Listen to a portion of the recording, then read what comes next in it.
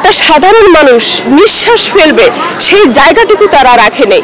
তারা বৈধভাবে যারা মানুষ ইনকাম করে সেখানেই তাদের, ওই যে আমি শুরুতেই বললাম যে অর্থমন্ত্রী শুধু রাগ মধ্যবিত্তদের উপরে, তারা কালো টাকাকে সাদা করার জন্য এটি যারা অবৈধভাবে দুর্নীতি করে যারা হাজার হাজার কোটি কোটি টাকা লোপাট করেছে তাদের কাছে আছে, এখন বের করতে পারছে না। কারণ এই সরকার যদি কোনোভাবে ফসকে যায় তাহলে বাঁশবাগানেও দেখবেন হাজার হাজার কোটি টাকা। এটি একটি সেফ এক্সিট, কারণ এটা যারা করেছে নীতি নির্ধারক পর্যায়ে তাদেরই কালো টাকা রয়েছে, এখন সেটি সৎভাবে ব্যবহার করতে পারছে না।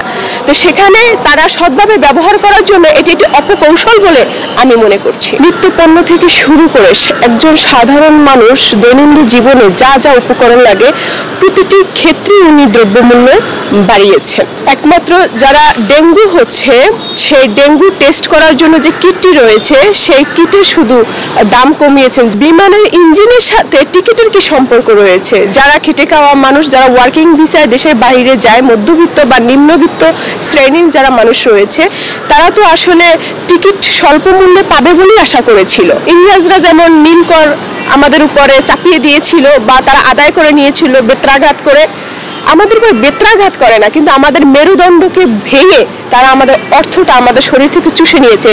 মোবাইল অপারেট কোম্পানিগুলো কিভাবে নিচ্ছে? 100 টাকা রিচার্জ করলে 30% টাকা যদি তারা কেটে নেয়, তাহলে দেখেন একজন রিক্সা চালক, এখানে তো সবাই তো তাদের মতো অর্থ লুটপাটকারী ব্যক্তি না, এখানে নিম্নবিত্ত থেকে আরো নিম্ন, এটি পুঁজিবাদী সমাজ। বর্তমানে যারা ধনী হচ্ছে তারা আরো ধনী হচ্ছে, যারা গরিব তারা আরো গরিব থেকে আরো গরিব হচ্ছে। উচ্চবিত্তদের জন্য কতটুকু সহনীয় পর্যায়ে জানি না, তবে নিম্নবিত্ত মধ্যবিত্তদের জন্য একবারে মরার উপরে খারাগা। আমরা মিডিল ক্লাসের মানুষ কোন হালতে আছি না বলতে পারি কইতে, না বলতে পারি সইতে। অবৈধ উপায়ে যে সম্পদ অর্জন করলাম সেটার উপরে যে কর সরকার নির্ধারণ করছে, আর বৈধ উপায়ে মানুষ যেটা কর দিবে তার আয়ের কিছু অংশের যে কর, সেইটার সাথে ওটা কখনোই মিল হতে পারে না। অবৈধ তো অবৈধ। মধ্যবিত্ত শ্রেণী যারা, নিম্নবিত্ত শ্রেণী যারা, খেটে খাওয়া মানুষ যারা, আমরা ওইভাবে আর টিকে থাকতে পারছি না। আমাদের খুব কষ্ট হয়, সত্যি খুব কষ্ট হয় ভাই, বিশ্বাস করেন, মানে বলার মতো না। আমরা এইভাবে বাঁচতে পারবো না। তো একটু বেজ মূলে যাওয়া দেখা উচিত যে মানুষের জীবনটা আসলে কোথায়, রাস্তায় পা ফেলতে যে কি মানুষ পিছলে পড়ে যাচ্ছে কিনা সেটা তো দেখা উচিত। এভাবে তো চলতে পারে না ভাই, একটা দেশ এভাবে চলতে পারে না। লক্ষ লক্ষ টাকা, কোটি কোটি টাকা, বিলিয়ন বিলিয়ন টাকা পাচার করে বিদেশে বাড়ি তৈরি করছে। কেন?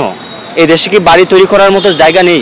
এমপি মন্ত্রী যারা আছেন, যারা সচিব আছেন মন্ত্রণালয়ের, তারা তো মূলত বিশাল অট্টালিকার নিচে এসি রুমে বসে তারা এই নীতি নির্ধারণ করে, বাজেট পেশ করে। 1000 টাকা নিয়ে মার্কেটে গেলে সে 1000 টাকার মধ্যে কিনতে পারবে কিনা, নাকি আরো ঋণ করতে হবে, সেটা তো দেখা উচিত। এখন আমরা রাজনীতিতে সক্রিয় বক্তব্য দিই, ভূমিকা নেই, কিন্তু এই বক্তব্যের পেছনে আসলে কি?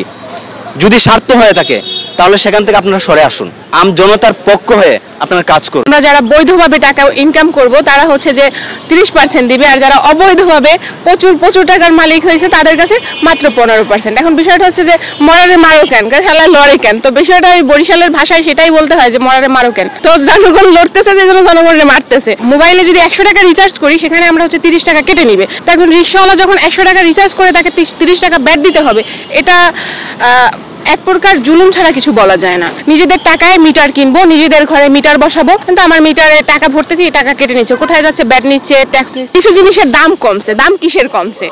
যেই জিনিসগুলো সাধারণ জনগণের কোনো কাজেই লাগতেছে না। বেনজির কিছুদিন আগে বলছিল যে দুর্নীতির বিরুদ্ধে সে 0 টলারেন্স ঘোষণা করলো। একজন 0 টলারেন্স ঘোষণাকারীর ব্যাকগ্রাউন্ডে যদি এত বেশি দুর্নীতি থাকে তাইলে সে কোথায় দুর্নীতির 0 টলারেন্সটা ঘোষণা করছিল, যেটা নিয়ে আমাদের সরকার বারবার লাফাচ্ছিল যে আমরা দুর্নীতিতে 0 টলারেন্স ঘোষণা করছি। বাংলাদেশের যে ব্যাংকগুলো আছে বর্তমানে এদের ব্যাংকগুলোর অধিকাংশই এখন অবস্থা খুবই খারাপ। যদি সরকারও ব্যাংক থেকে ঋণ নেয় তাহলে ক্ষুদ্র উদ্যোক্তারা বা বাংলাদেশের ব্যবসায়ীরা তারা কোথায় যাবে? কালো টাকা সাদা বানানোর যে করটা দিচ্ছে আর কি, এটা হওয়া উচিত ছিল বেশি, কিন্তু এটা তারা কম করছে। আর এই কম করার ফলে কালো টাকা আর্ন করার, মানে উপার্জন করার আরো রাস্তা তৈরি করে দিল। চাকরিজীবীদের উপরে যে 30% আয়ের 30% যে কর চাপায় দিছে, এটা কর নেওয়া ভালো, বাট আমাদের দেশে তো এই কর নিয়ে দেশের উন্নয়ন হবে, তো নাগরিকের সুবিধা তো দিচ্ছে না।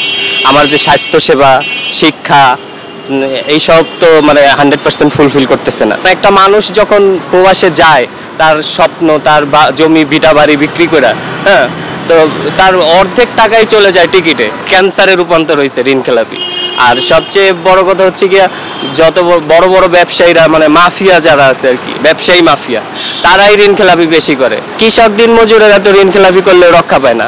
আমার 50,000 টাকার জন্য পাবনাতে আমার কৃষক তুলে নিয়ে যায়, মামলা হয়। বিয়ে বা সামাজিক অনুষ্ঠানের মতো যে কার্যক্রমগুলো আছে, বিশেষ করে কমিউনিটি সেন্টার ভাড়া, এখানে যে কর বা যে ভ্যাট আরোপ করতেছে গভর্নমেন্ট, তো এখান তো যারা আমার মতো অবিবাহিত আছে তারা তো নিরুৎসাহী হয়ে পড়বে। যারা অবৈধ টাকা সাদা করতে চাচ্ছে তাদেরকে ভ্যাটটা বাড়াই দেওয়া উচিত ছিল, তাদের করটা বেশি আরোপ করা দরকার ছিল। যেহেতু তারা অলরেডি টাকাটা কালো করে ফেলছে, এটা সাদা করতে হলে, বৈধ করতে হলে করটা বেশি দেশের উন্নয়ন হোক। যে এই কাজগুলো আপনার আমার মতো সাধারণ মানুষ করে না, এটা যারা অঢেল টাকার মালিক এই কাজগুলো তারাই করতেছে, যারা তারা একবার না প্রতিনিয়ত তাই কাজগুলো করতেছে। এই যে আমরা ধরেন গরিব মানুষ, সারাদিন কাজকাম করি, কাজকাম করে ধরেন পেটের বাতি গুছাইতে পারি না, মোবাইলে 30 টাকা বললে পরে চলে যায় হাতের সাথ, তাহলে একটা কষ্ট না?